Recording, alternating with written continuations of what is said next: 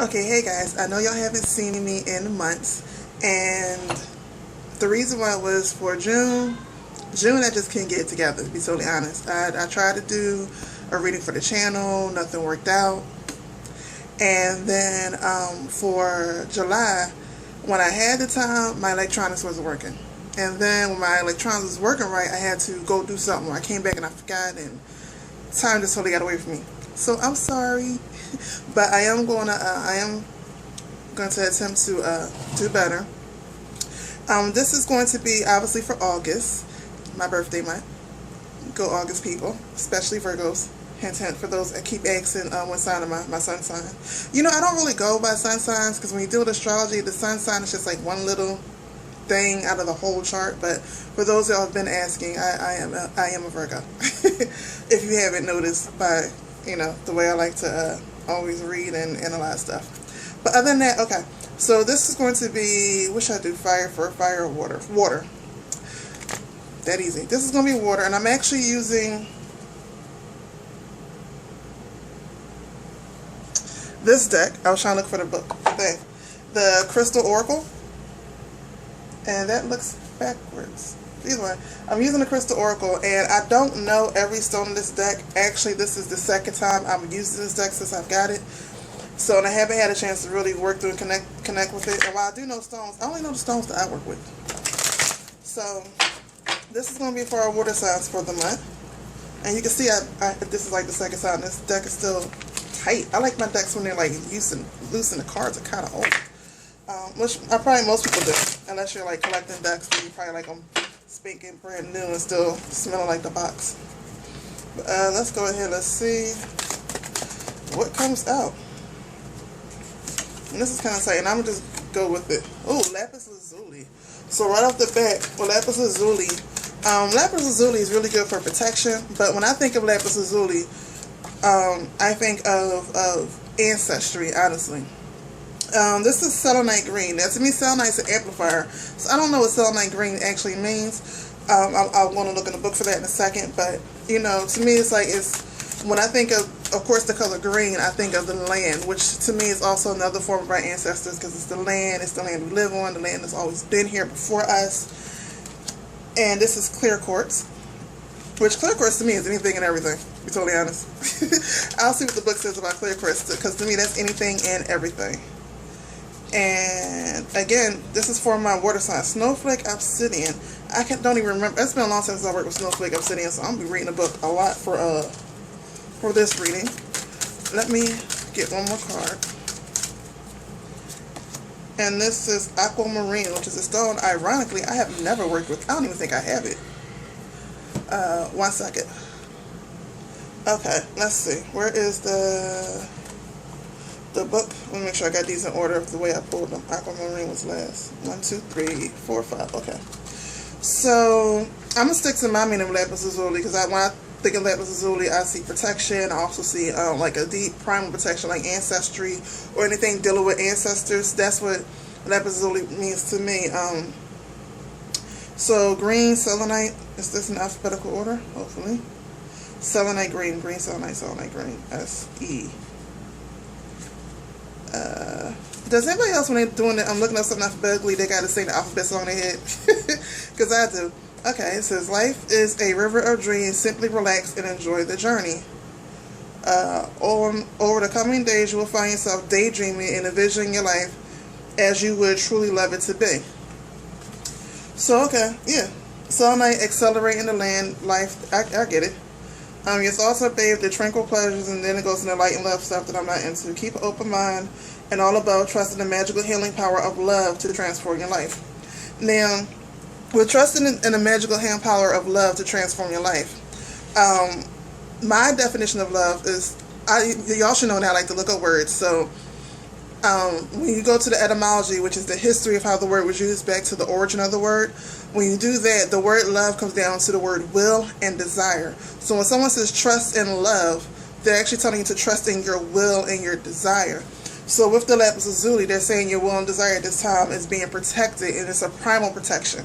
That's what I'm getting for that. Let's see what it says for clear quartz, because to me, clear quartz is just, You can do anything and everything with clear quartz. To me, there's no one thing that covers clear quartz. That's like, clear quartz is like the dictionary to me of stones, because everything falls under clear quartz. So this is harmony. Harmony, meditation, protection. Clear quartz crystal can be programmed, whatever qualities you desire, which I already said. This card is asking you to reflect on that you would love to have and achieve. So again, for my water signs, and this probably actually could probably go for all signs, honestly, when you start looking at the retrogrades that we're in. But it's saying again, go look into what you will, what you desire, what you want, and hey, once you look at it, let's see what you're supposed to do with it. Snowflake obsidian. And again, excuse me, I wanted to use this deck because, well, I'll get to that after I do the reading, but I wanted to work with this deck. Empowerment, protection, and talents. You have so many wonderful inspirations, ideas, and talents that to date you have kept hidden. Protecting and nurturing them within the fertile and loving landscape of your heart and imagination, and rightfully so. For the few years, you have been like an incubation period, and a time which you have subconsciously been collecting creative fuel to be used at a later date. And I'm sorry if I'm talking fast. I talk fast, I read fast. I'll bring it all back in a second.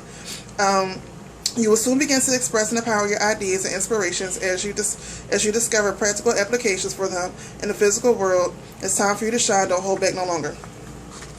And aquamarine. Wait, what was snowflake? Empowerment, protection. I'm trying to think now what the heck did I use snowflake obsidian for when I used it, because it was not for empowerment or for protection. Got me thinking now. That's not what I used it for. But at least I know another way we could use it. Let's see, aquamarine, if I can get to it. Where's the cues? How the heck I go past it? Oh, the page is stuck.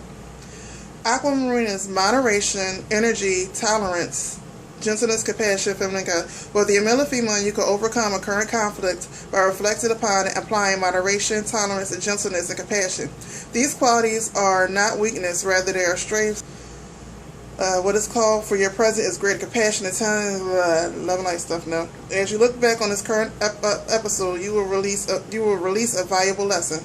Compassion and tolerance are signs of maturity and strength of character. They are qualities that infuse with love and light. Okay, y'all know I don't do that love and light stuff. But I do love, but not in the sense that most people think love is. I do love according to, again, like I said, the etymology of the word. So basically what all this is saying is, and I didn't show you any of the cards, I'm sorry. Lapis lazuli, again, to me, it's ancestry, it's protection, it's an ancient primal card, taking you back to your ancestry, to your roots. So with that, it says selenite green. Basically, it's, again, calling to go back into your hidden desires, your desires that that's coming to you, that you have, that you're not fulfilling. Then you have the clear quartz, which is basically saying the same thing, taking you back into, your desires, what you love to do, the things that you keep hitting, which to me is perfect, because right now we're in all these, I think we just came out of Saturn. But to me, I'll get back to Saturn, because Saturn to me deals with aquamarine. But since we're in a Venus retrograde, which deals with your environment and things you find beautiful, that always changes according to your values. As your values change, the things that you find value in, the things that you desire changes, the things you find beauty in changes. So as you go back into that, all the stuff around you is changing, and right now Uranus is in retrograde, Venus is in retrograde, Neptune is still in retrograde, and all that basically saying what the card said is that go back, look at it, look at what you truly wanted to do in life, what you truly want to be in life, way, way, way back when. Snowflake obsidian, I forgot what it said that fast. It's something about protection and talents and something else. But either way, it's still all the same thing. Go back to that. Go back to the things that you love and what you wanted to do. And look at ways that you could practically do it now, which comes to the aquamarine card. The aquamarine card, it said that look at ways, basically I'm summarizing, to look at the ways that you could do it and look at the lessons that you have learned and bring it all together so it can help you now. And when you deal with lessons and learning and finding discipline for yourself and how you can make a discipline actually, no, it's not a word. Make a disciplined action for yourself right now, and that way you have a practical blueprint or a guide going forward. When you do that, you'll find your happiness. You'll find the things that you love to do. You see that keep it happy. You know, a lot of times, even though I say I'm not love and light according to what most people say, most people will tell me, you know, well, yes, you are, because you're always so happy. That's because I'm doing what I love. I'm putting my will towards my desire, which makes it what I love. And you have to be careful, because whatever you put your will to and your desire to is your love. So a lot of times we can get connected to things or love things that we don't necessarily know that we love. Like, a lot of times people don't realize they love stress, they love poverty, and it's not a conscious love, it's a subconscious. You don't really realize it. And the reason why is because everything you do, all your energy goes into watching stuff that does not promote, educate, or enhance what it is that you currently want. It shows you the opposite. The things you talk about, you find yourself unconsciously engaging in conversations that bring in the opposite vibration of that which you want to carry in your energy field, in your solar plexus. And you don't realize you're doing it. And the more you do it, the more energy you put to it, the more it becomes an unconscious desire to keep pulling this energy in, because you're going to attract that which you are. Key thing for attraction: you don't attract what you want, you attract what you are, and what you are is your desire. So the thing is what this telling you is to become conscious of your desire right now. Become conscious of the desires you currently have, and make sure those desires are something you really want. Make sure that it's truly your love. If not, it's time to release them, let them go, find a lesson in them, use that to discipline yourself going forward. And that is your reading for my water people, for my Scorpios, and I love my Scorpios.